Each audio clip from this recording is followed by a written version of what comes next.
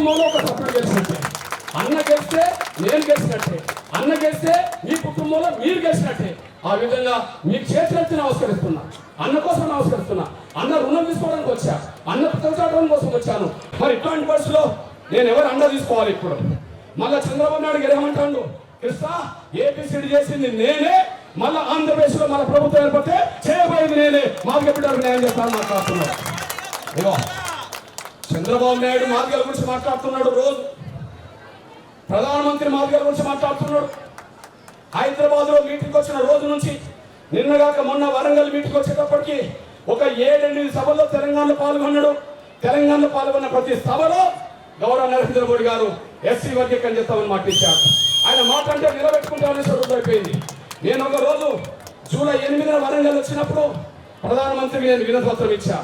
ఆనాడు మన్మోహన్ సింగ్ గారికి ఇచ్చినట్టుగానే నరేంద్ర మోడీ గారికి కూడా చేశాను. సోనియా గాంధీకి, రాహుల్ గాంధీకి ఇచ్చినట్టుగానే గౌరవ నరేంద్ర మోడీ గారికి ఇచ్చాను. ఇచ్చి 5 నిమిషాలు చదువుకున్నాక వెంటనే దగ్గర తీసుకున్నాడు. ఇది జూలై 8న. కృష్ణ నేను నీకు పెద్దన్నగా ఉంటా, నీ ఉద్యమానికి అండగా నిలబడతా, ఏపీసీ చేస్తా కృష్ణ అని చెప్పి ఆనాడు హామీ ఇచ్చిండు జూలై 8. నేను అన్నా, సార్ నా ఒక్కటి ముందు చెప్పడం కాదు సార్, నేను ఇద్దరమే ఉన్నాం సార్. మీరు హామీ ఇచ్చిందని నేను పేపర్లో చెప్పాలి సార్. నమ్మేటోళ్ళు నమ్ముతారు, నమ్మరు సార్. కానీ మీరు ఒక మీటింగ్ పెడతా సార్, ఆ మీటింగ్ రండి అంటే నేను ఇచ్చిన మాట వాస్తవం కాబట్టి నువ్వు ఎక్కడికి రమ్మని అక్కడికి వస్తా అన్నాడు.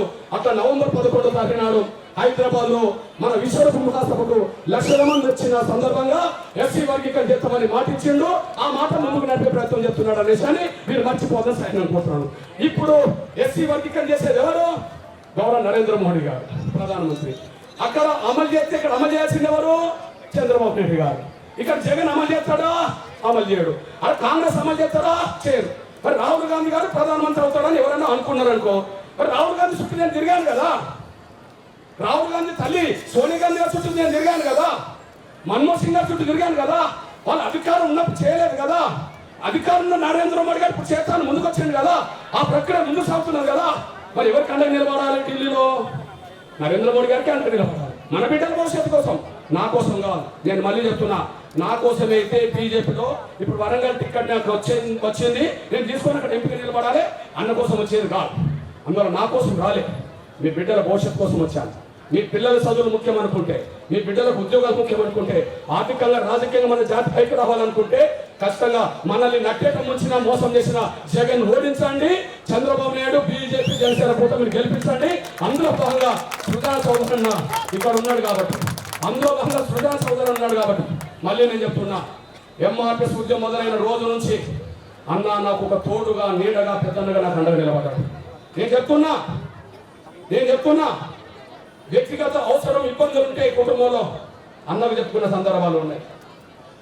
ఆత్మసాక్షి చెప్తున్నా, నేను అన్న కోసం వచ్చాను కాబట్టి చెప్పడం కోసం చెప్తలేను.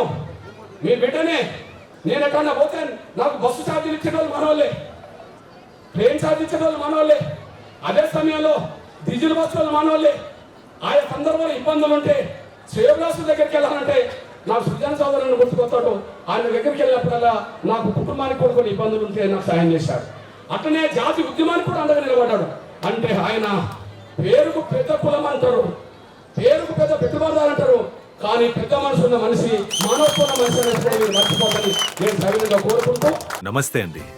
ఇది వ్యాపారం గురించి కాదు, ఓటు గురించి. ఎన్నికల్లో ఓటు వేయడం మన హక్కు మాత్రమే కాదు, కర్తవ్యం. ఎంతో మంది మహా నేతలు శ్రమించి ప్రాణత్యాగం చేసి ఈ అవకాశాన్ని మనకిప్పించారు. అందరూ ఓటు వేద్దాం. ఎందుకంటే ఓటు హక్కు ఊరికే రాదు. నా ఓటు ఎవరికో తెలుసా? అది సీక్రెట్ అండి.